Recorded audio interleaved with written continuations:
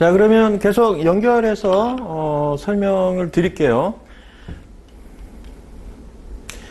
자, 회계 기록 방법에 대한 내용입니다. 제가 이제 회계적 문법이라고 얘기 드렸죠. 그러니까 회계장부를 작성할 때 차변과 대변에 어떤 것들을, 거래 요소 중에 어떤 걸 기록해야 되는지, 그걸 이제 표현을 해준 겁니다. 그래서 회계상의 거래는 이제 복식부기로 기록을 하는데, 이때 반드시 2개 이상의 요소, 거래 요소들로 기록을 합니다. 그래서 거래 요소에는 자산, 부채, 자본, 수익 비용이 있는데요.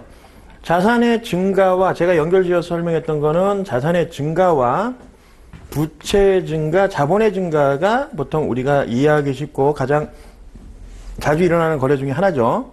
그래서 아파트 3억 원짜리를 사는데 은행에서 대출 1억을 받고 부채, 그리고 내 돈 2억이 투자가 됐으면 아파트라는 3억짜리 자산은 결국 내 돈 2억과 부채 1억이라는 걸 통해서 구성이 됐다는 걸 알 수가 있죠. 그래서 자산의 증가는 부채 증가, 자본의 증가, 요 요소와 결합이 되기 때문에 그걸 서로 대응하는 개념에서 반대 기록을 했고요. 그럼 증가할 때도 있으니까 감소할 때도 있을 거 아닙니까? 그래서 반대로 자산이 감소하는 건 이렇게 대변 요소 오른쪽에 표시하게 되어 있습니다. 부채 자본도 반대로 감소하는 경우가 있으니까 그게 반대로 발생하고요.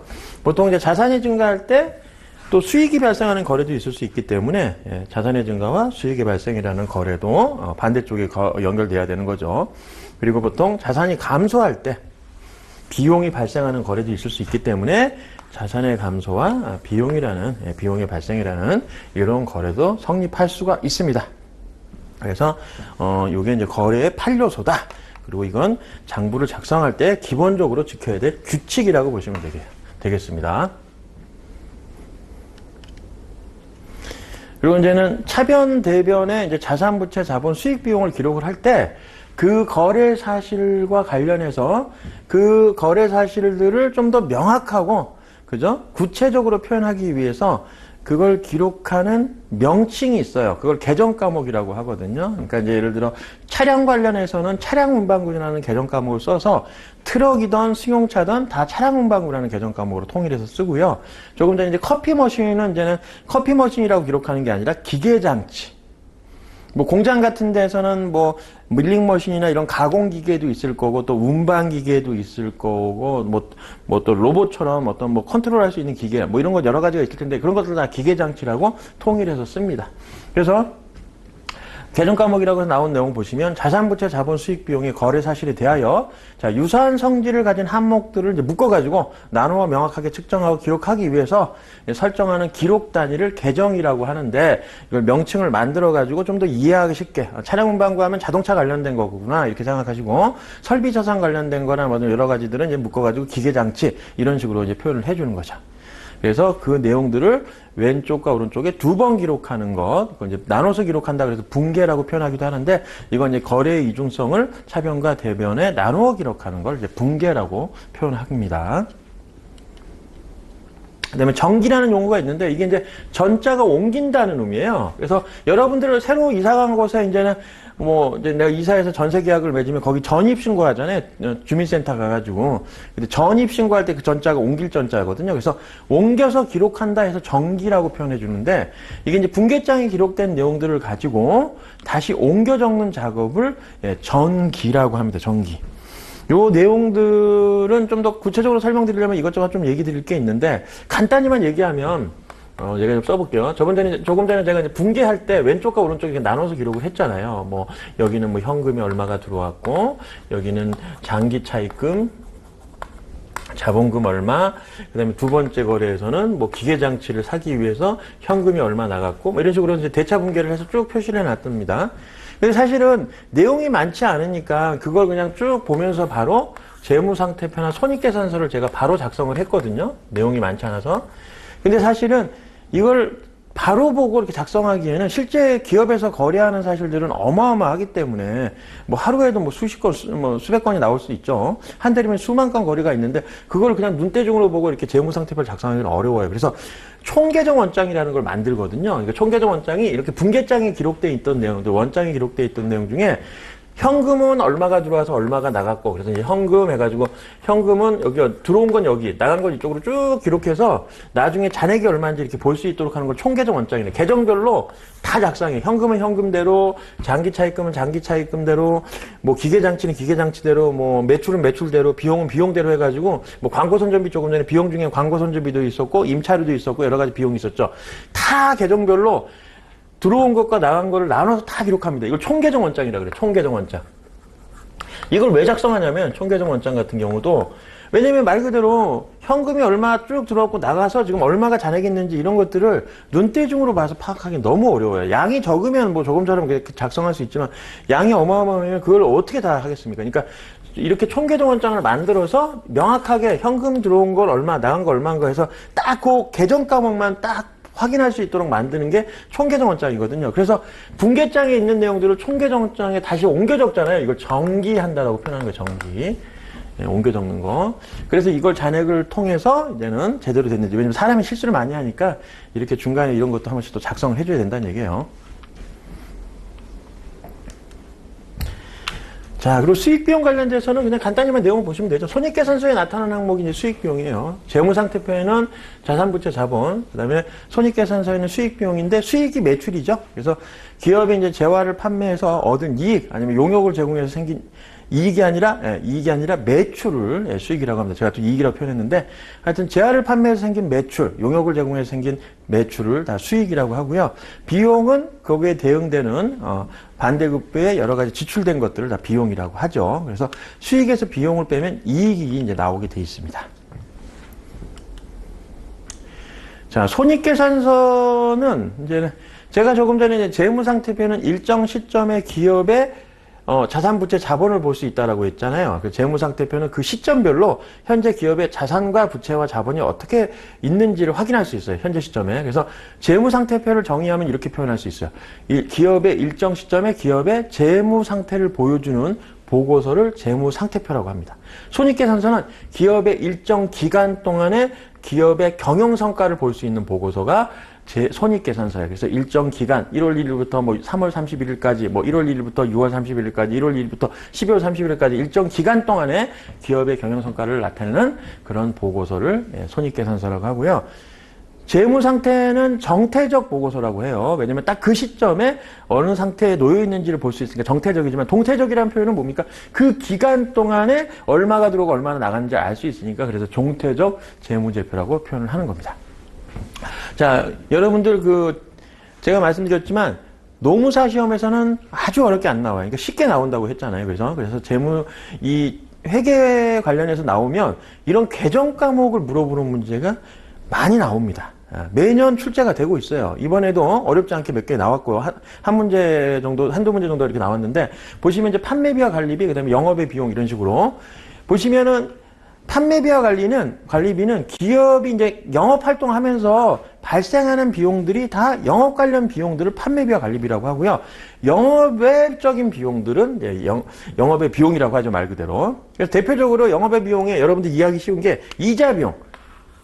만약에 현대자동차 자동차를 파는데 대출을 많이 받아서 이자 비용이 나가잖아요. 그거는 기업의 대출 관련해서 나간 이자 비용이기 때문에 영업활동하고 직접적으로 관련이 없는 비용이다. 그래서 비용은 비용인데 영업활동 외 비용이다. 그래서 영업 외 비용이라고 하는 거죠.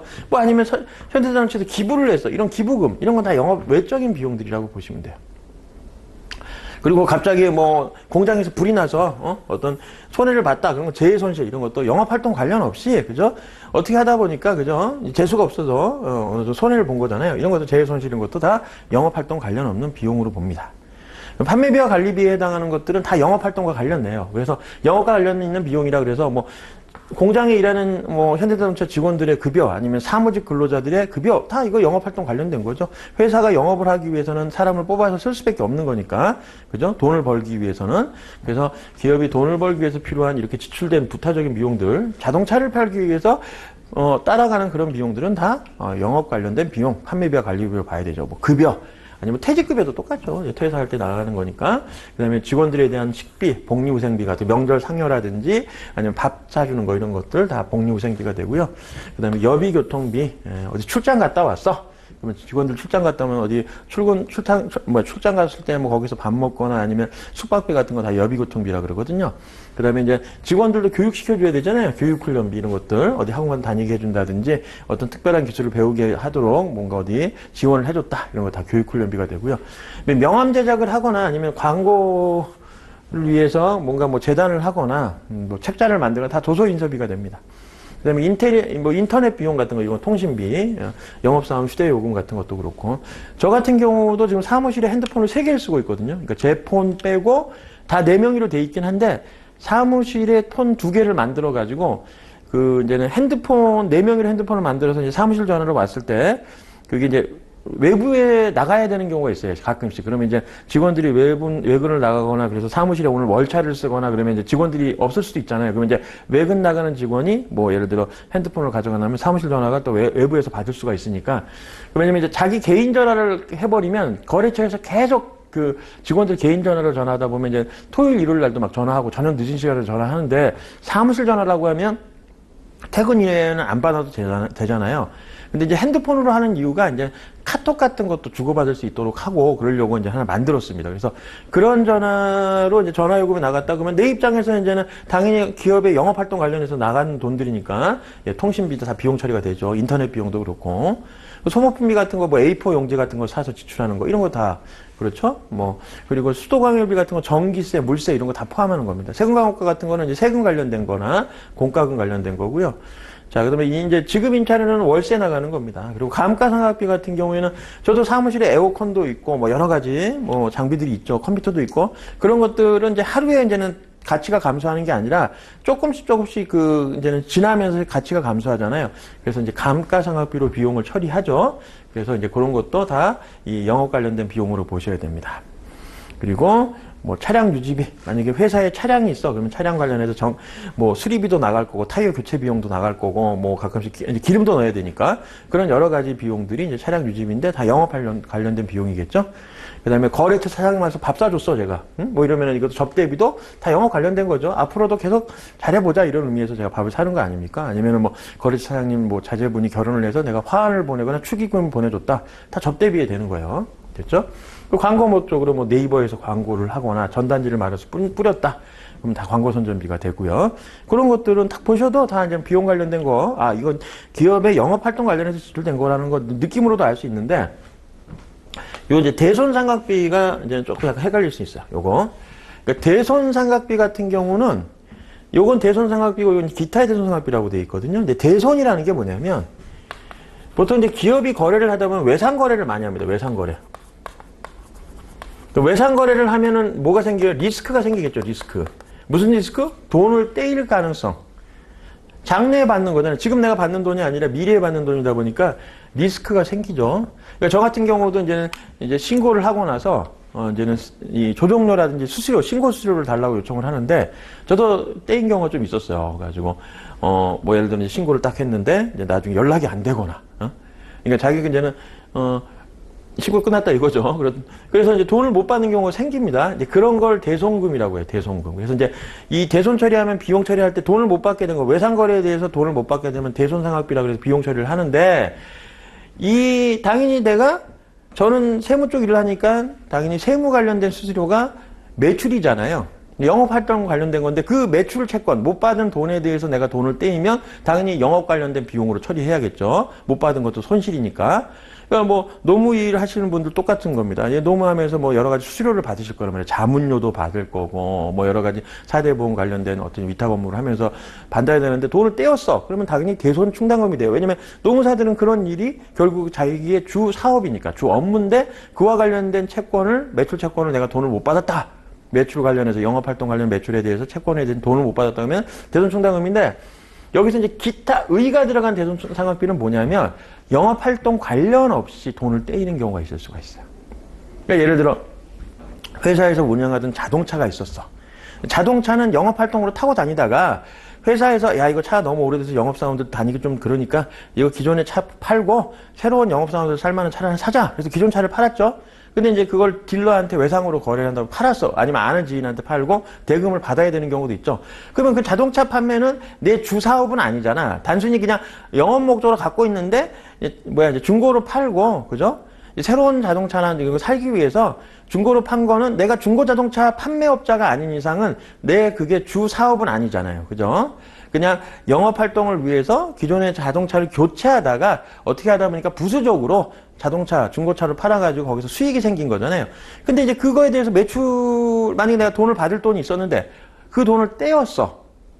그러면 그거는 내가 주 사업이 그게 아니잖아. 그죠? 주 사업은 노무사는 노무 관련된 여러 가지, 세무사는 세무 업무 관련된 거고, 뭐, 제조업체는 물건 팔아서 남기는 매출, 현대자동차 같은 경우는 현대자동차를 팔아서 생기는 매출에 대한 그 채권을 매출 채권이라고 하는데, 그냥 단순히 영업활동 갖고 있던 어떤 이런 자산을 판매하면서 그거에 대한 대금을 못 받아서 떼이는 돈은 주 사업과 관련해서, 그죠? 주 영업활동 관련 없이 그 채권에 대해서 떼인 것들, 이런 걸 기타의 대손상업비라고 하거든요. 그래서 그건 영업 외적인 비용으로 처리를 한다는 거예요. 그 외에 뭐 단기 매매 증권이나 여러 가지가 있는데 그거는 지금 설명하기엔 내용이 좀 많아서 제가 나중에 이제 실제 또 수업 나가면서 얘기 설명을 드리고요. 오늘은 특강이니까 자, 기본적인 거 포인트만 잡을 내용들 위주로 여러분들 좀 이해하시면 되겠습니다. 그래서 이런 계정 과목을 물어보는 문제가 나와요. 그래서 다음 중 영업 외 비용에 해당하는 건 뭐냐? 그래서 1, 2, 3, 4, 5 해서 나올 수가 있어요. 그러니까 내용은 사실 어렵진 않은 거예요. 이런 문제는.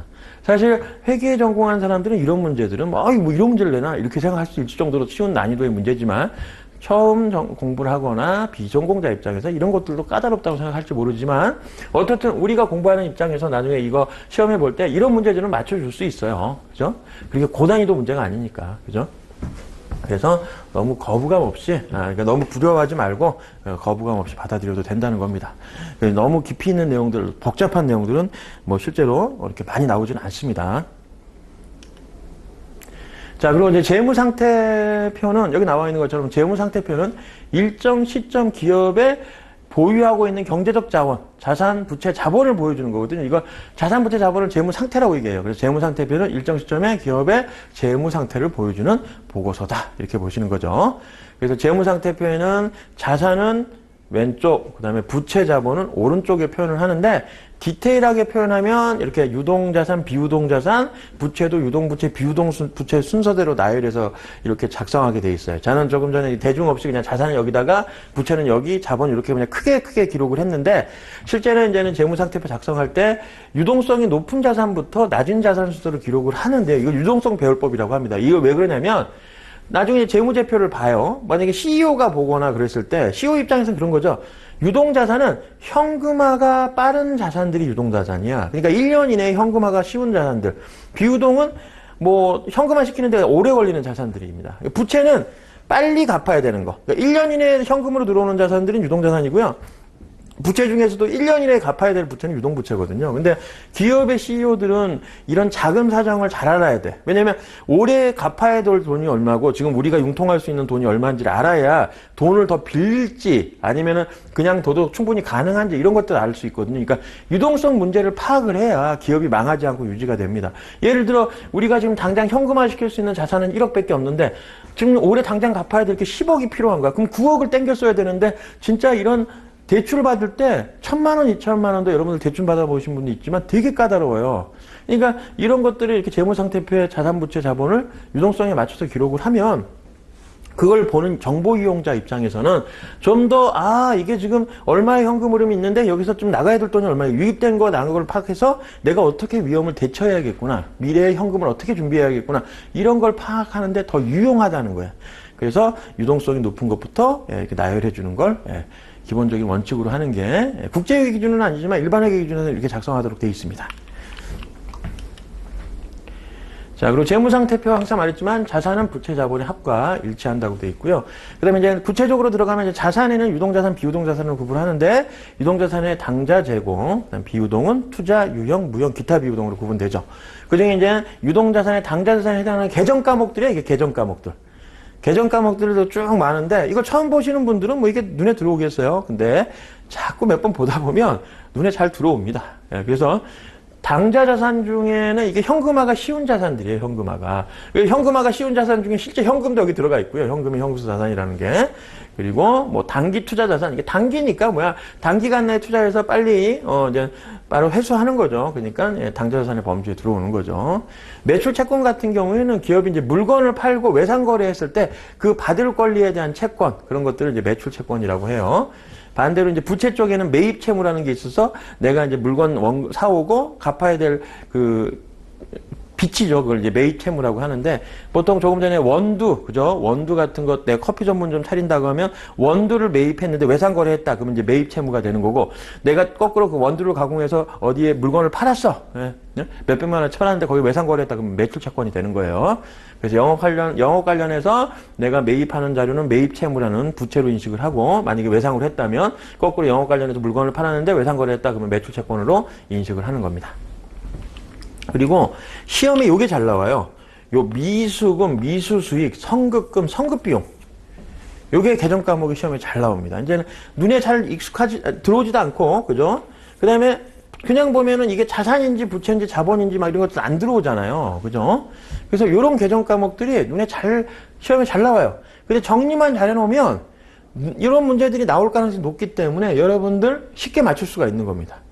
이런 건 만약에 진짜 의미가 안 들어온다 그러면 애우셔도 돼요. 왜냐면 거의 뭐 이런 문제 잘 나오니까 확률적으로 높기 때문에 그냥 간단하게 고난인도의 개념을 물어보는 게 아니라 다음 중 이게 자산 개정 과목에 해당하지 않는 거, 부채에 해당하지 않는 거 이런 식으로 그냥 물어본단 말이에요. 그러면 이제 자산인지 부채인지만 구분할 줄 알면 되는 거예요. 그런 문제가 나오고요. 그 다음에 이제 비유동에는 투자 유형이 나왔는데 여기서 이제 비유동 자산에 이제 토지, 건물, 구축물, 유형 자산에 속하는 것들 보면 선박이나 차량 운반구, 건설 중인 자산 이런 것들이 있는데 비품이라 이거는 이제 기업이 이제 영업 목적으로 사용할 자산들을 유형 자산이라고 하는 거예요. 영업 목적으로 쓰기 위해서 현대자동차 같은 경우에는 공장 부지도 필요하니까 땅도 있어야 될 거고 아니면 차량 같은 거 적재 놓으려면 그 공간이 필요하잖아요. 그런 거 토지죠. 영업 활동을 위해서 이런 토지도 필요할 거고 건물도 가지고 있어야 되고 거기서 이제 예를 들어 공장도 지어야 되고 공장에서 일하면 그 공장 자체가 건물이니까 아니면 본사 건물에서는 또 우리 사무직 직원들이 또 업무를 봐야 되니까 그런 건물들이 다 유형자산에 들어가는 거고요. 기계장치 들어가겠죠. 그리고 선박이 있으면 선박도 사겠죠. 현대자동차는 선박이 필요 없겠지만 차량 운반구 같은 거 그죠? 영업사원들이 탈 수도 있고 아니면 현대자동차 자동차 생산한 것들을 실어 오려면 커다란 그죠 운반용 차량도 필요할 수 있습니다. 그죠? 그리고 건물을 짓고 있을 때 이런 걸 이제 건설 중인 자산이라고요. 아직 완공되지 않은 거. 그래서 이런 개정 과목들이 있는데 보통 이런 유형 자산들은 감가상각을 하죠. 그러니까 시간이 지나면 자연스럽게 가치가 감소하게 되고 그걸 합리적으로 비용을 배분하기 위해서 그죠? 그걸 원가 배분한다라고도 표현하는데 이 비용을 한 번에 다 계산하는 게 아니라 내가 그 사용하는 기간 동안에 조금씩 달아 없어진다는 개념으로 봐서 매년 얼마씩 비용으로 계산하는 걸 감가상각비라고 그랬죠. 그래서 건물, 구축물, 기계장치, 선박 이런 것들은 이제 지나면 가치가 감소할 테니까 비용 처리를 하는데 감가상각이라는 방법을 쓰는 거죠. 근데 건설 중인 자산하고 토지는 감가상각을 하지 않습니다. 그것도 시험에 나온 적 있어요. 토지하고 건설 중인 자산은 토지는 물리적으로 가치가 감소하지 않아요. 그냥 두면 그냥 땅이기 때문에 그래서 토지는 감가상각할 이유가 없는 거야. 그리고 건설 중인 자산은 아직 완공되지 않았으니까 이게 이제 건설 중인 자산이 나중에 완공이 되면 건물이 될 수도 있고요. 아니면 이게 이 차량 운반구 아니면 기계 장치가 될 수도 있어요. 하여튼 아직 뭔가 완벽하게 완성이 안 돼 있으니까 건설 중인 자산이라는 개정 과목을 쓰는 거거든요. 근데 이거를 됐다가 나중에 건물이나 구축물 기계 장치가 됐을 때 그때 감가상각을 하기 때문에 건설 중인 자산은 감가상각을 하지 않는다. 그래서 토지하고 건설 중인 자산은 감가상각을 하지 않습니다. 요게 시험에 이번에도 이렇게 똑같이 물어보지는 않았지만 유형 자산은 다 감가상각을 해야 된다 이런 식으로 지문이 나온 적이 있어요. 아니죠. 토지하고 건설 중인 자산은 감가상각을 하지 않죠. 그 다음에 이제 유동자산의 미수금, 미수수익, 성급금, 성급비용이라는 게 있는데 요 개정 과목이 자산 개정인지 부채 개정인지 알아야 돼요. 뒤에 가면 부채 쪽에 요 비슷한 용어의 또 개정 과목이 있어요. 한번 보시면 자 부채도 자, 기업이 이제 현재 부담하고 있는 채무, 빚을 이제 부채라고 하죠. 유동 부채는 1년 이내에 상환해야 될 부채고, 비유동 부채는 상환 기간이 1년보다는 긴 부채를 얘기합니다. 자, 그 다음에 이제 자본금 얘기가 나오죠. 자, 자본금. 자본은 이제 기업이 투자한 사람들, 기업에 투자해서 쌓인 돈을 이제 자본금이라고 해요. 조금 전에 이제 내가 아파트 살 때 내가 사업자인데 내가 만약 사업자 관점에서 봤으면 아파트라는 게 하나의 자산이고 거기서 내가 가지고 있던 돈은 내 자본금이었거든요. 그죠? 빌린 건 부채고. 그래서 그 소유주, 결국 아파트라는 거는 내가 그 사업을 하는 사람 입장에서 그건 내 자산이고 내 소유물이잖아요. 그러니까 내가 이제 그 회사, 그 사업체에서는 내가 소유주인 거죠. 그죠? 내 주인인데 내가 투자한 돈은 자본금이 되는 겁니다. 자본금 항목도 이렇게 복잡하게 돼 있어요. 자본도 자본잉여금, 자본잉여금, 자본조정, 기타 보고서는 이익잉여금이 있는데 이 중에서 이제 납입한 자본금을 요 자본금이라고 하고요. 이쪽 안에 범주에 들어가고 회사가 벌어서 쌓인 자본금을 이익잉여금이라고 합니다. 손익계산서에서 조금 전에 봤을 때 당기순이익이 이쪽으로 이제는 벌어서 쌓인 자본금이다. 그래서 이익잉여금으로 흘러 들어왔어요. 그래서 이 자본은 이런 식으로 구성이 되어 있다고 보시면 되고요. 자, 그 다음에 이제는 요 회계순환 과정의 의의가 있는데 요거 전에 조금 전에 아까 좀 그거 얘기 좀 드릴게요. 자, 요 개정 과목 관련해서 미수금, 미수수익, 선급금, 선급비용 관련된 게 있잖아요. 자, 요거 간단히 좀 정리를 해보겠습니다. 시험에 잘 나오니까. 자, 미수금, 그 다음에 미수수익, 그 다음에 선급금, 네, 그 다음에 선급금, 네, 선급비용이 있습니다. 요거 이제 대응되는 게 미지급금,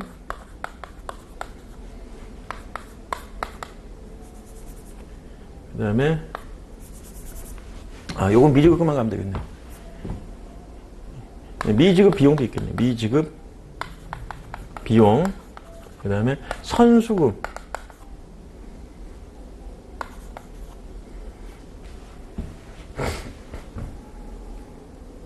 자, 이렇게. 자, 여기는 세 가지만 이렇게 기록을 해도 되니까, 자, 이렇게 세 개입니다. 자, 여기서 요 네 개는 자산을 의미하는 거예요, 자산. 자산을 의미하는 개정 과목이고요. 여기서 이제 미지급, 그 다음에 미지급금, 미지급 비용, 그 다음에, 요 선수금, 요 세 개는 부채를 의미해요, 부채. 근데 요거 정리할 때 그냥 무작정 외우는 것보다 잘 생각해 보시면, 자, 여기 이제 미수가 들어갔죠, 미수. 그죠? 미수가 들어간 것과 선급이 들어간 거 있죠? 선급이 들어간 거. 요거는 자산이죠. 그죠? 근데, 미지급하고 선수가 들어간 거 있잖아요. 선수. 요게 부채예요, 요게. 예? 뒤에 어떤 명칭이 들어오든지 간에 여기 미지급이라는 단어랑 선수가 들어온 거는 부채고요. 그죠? 미수하고 선급이 들어온 거는 자산이 됩니다. 자산이. 이게 한자어를 그대로 해석을 해보면 의미를 나름대로 알 수 있어요. 이게 이제 미수는 아직 아닐 미자에 받을 숫자니까 아직 받지 않은 돈이거든요. 그러니까 아직 받지 않은 돈과 아직 받지 않은 수익이니까, 미래에 발생할 수익이니까 이게 채권을 의미하는 거야. 채권. 받을 거. 아직 받지 않은 거는 미래에 받을 수 있는 거. 채권을 의미하는 거야. 채권. 그리고 이거는 거꾸로 내가 미리 준 돈이야. 돈을 먼저 줬어. 너 내일 물건을 갖다 줘. 그리고 내가 미리 돈을 줬잖아요. 그러면 이건 뭐야? 내일 물건을 받을 권리가 또 생긴 거잖아요. 똑같이. 선급금이나 선급비용도 내가 미리 돈을 준 거야. 네? 그래서 내일 물건 갖다 주기 위해서 미리 내가 돈을 주고 내일 물건 달라. 이럴 수 있잖아요. 그죠? 그러니까 이제 이런 선급이라는 거, 먼저 지급한데, 먼저 선자에 지급한다는 의미니까, 먼저 지급한 돈, 먼저 지급한 비용이니까, 이것도 자산인 거야. 그러니까 요 미수나 선급은 항상 내가 미래, 장래에 물건을 받던, 돈을 받던, 뭔가를 미래에 받을 수 있는 권리를 표방하는 걸 미수, 선급으로 표현한 거고요. 미지급이나 선수는 미지급, 아직 지급하지 않은 돈이잖아요. 아직 지급하지 않았으니까 부채인 거야, 부채. 채무를 의미하는 거죠. 그래서 미지급이나 선수, 이건 먼저 받은 거야. 내가, 여기 선급은 내가 준 쪽 입장인 거고, 요 선수는 먼저 받은 쪽 입장이니까, 먼저 받았으니까 나중에 뭘 주더라도 물건을 주든지, 돈을 먼저 받아놨으니까 물건 줘야 될 의무가 생긴 거잖아. 그래서 미지급, 이것도 안일미자죠. 안일미자에 아직 지급하지 않은 거다는 거, 이건 먼저 받은 거다. 이건 먼저 준 거다는 의미죠. 선수는 부채를 의미하는 거다. 그래서 개정 과목을 잘 정리해 놓으면 요 관련된 문제가 어렵지 않게 그냥 이게 자산인지 부채인지 구분하는 정도의 문제가 출제가 되고 있다는 겁니다.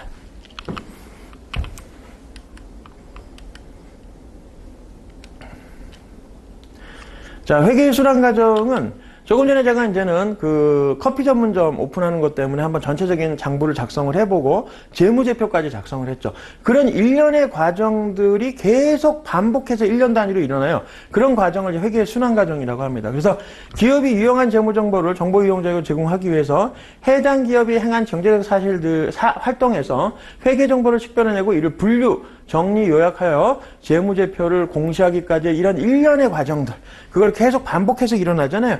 그걸 회계 순환 과정이라 이렇게 얘기하죠.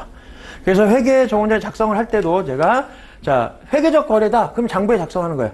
회계적 거래에 해당하는 것과 일반 거래가 있었죠. 일반 거래는 단순히 계약만 하거나 단순히 약속만 하거나 단순히 주문만 하는 경우에는 회계상의 거래가 아니라고 했어요. 그래서 자산부채 자본 수익 비용에 영향을 주는 그런 거래가 회계상의 거래가 되고, 그런 거래라면 회계상의 거래인지 여부터 판단해서 맞으면 분계장에 작성을 하고, 작성된 장부를 가지고 내용이 많아지니까 각 계정별로 잔액이 얼마인지를 다시 정리하기 위해서 정기라는 과정을 거쳐요. 포스팅, 그죠? 그래서 청계정 원장에다가 이제 다시 옮겨 적는다는 의미를 담고 있습니다. 왜냐면 양이 많으면 사람이 실수하기 때문에 이런 총계정 원장을 작성해야 돼요. 지금 컴퓨터가 하면 뭐 분계장에서 바로 시산표로 갈 수 있는데, 옛날에는 이렇게 중간에 총계정 원장을 작성해야지, 예. 사람이 하다 보니까 숫자 가지고 하는 실수를 많이 하거든요. 그래서 총계정 원장을 작성하면서 그런 옮겨 적는 걸 정기라고 하고, 그 다음에 시산표는 제가 작성하지 않았지만, 시산표를 작성을 하게 되면 내가 이제 거래 사실을 분개하면서 어떨 때 오른쪽에다가는 7자로 썼는데 왼쪽에는 8자처럼 쓴 것도 있잖아요. 우리 숫자 쓰다 보면 저도 글씨체가 좋지 않은데 이게 7인지 8인지 헷갈릴 때가 있거든요. 그러다 보면 나중에 그걸 다시 옮겨줬다가 또 실수하는 경우가 생겨. 그러니까 이제 그런 것들을 요 대차 평균의 원리를 이용해서 시산표는 왼쪽과 오른쪽 금액을 쭉 나열해서 기록을 합니다. 그러면 나중에 이제 맞춰보면 금액이 딱 맞아 떨어지거든요. 그래서 시산표가 그런 오류를 검증하는 기능이 있어요. 그래서 총계정 원장까지 작성하고 시산표를 한번 만들고요. 그 다음에 조금 전에 이제 감가상각비 같은 경우 12월 달에 계상한다 그랬죠, 장부에.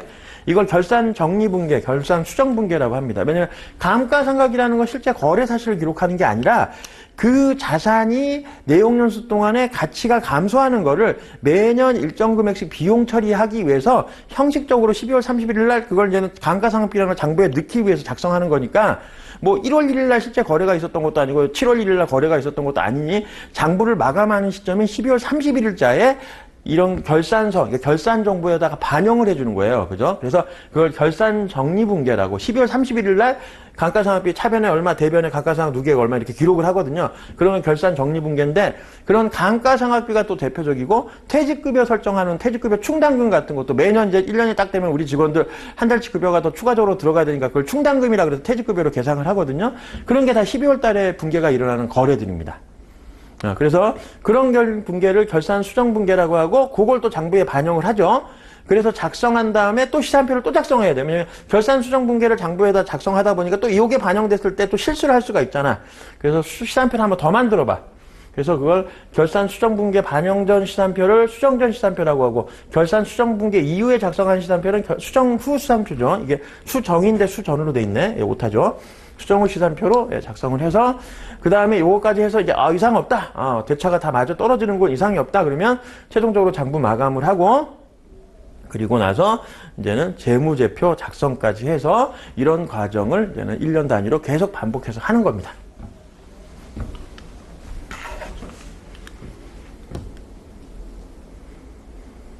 자, 그래서 재무제표의 구성요소 5가지 하면 뭐다? 예, 재무상태표, 손익계산서. 그건 작성해봤죠. 그 다음에 현금의 흐름만 보고 싶어. 왜냐면 기업들은 현금에 민감해. 그래서 현금 흐름표라는 건 현금에 포커스를 맞춰서 또 현금이 얼마나 들어오고 얼마나 나가는지를 정리한 보고서가 현금 흐름표라고 생각하시면 돼요. 그리고 자본변동표, 주석. 이렇게 5가지가 재무제표고, 이 이익잉여금 처분계산서는 예, 아닙니다. 이건 재무제표에 포함이 안 돼요. 이 오답으로 많이 나와요. 이익잉여금 처분계산서는 옛날에는 사실 재무제표에 들어갔었는데 지금 포함이 안 돼 있어요. 예. 자, 그리고 재무상태표, 이거 손익계산서는 조금 전에 얘기 드렸으니까 또 얘기 드릴 필요 없죠. 재무상태표 일정 시점에 재무상태를 나타내는 재무보고서라고 합니다. 나머지를 또 이제 재무제표가 의미하는 것들이 어떤 의미인지를 담고 있으면 이거 설명을 해 놓은 거예요. 이런 것들은 이제 한번 참고해서 한번 보시면 되고요. 지금 뭐 특강 시간에 이런 구체적인 내용들을 뭐 설명하기에는 뭐 내용이 뭐 큰 의미는 없습니다.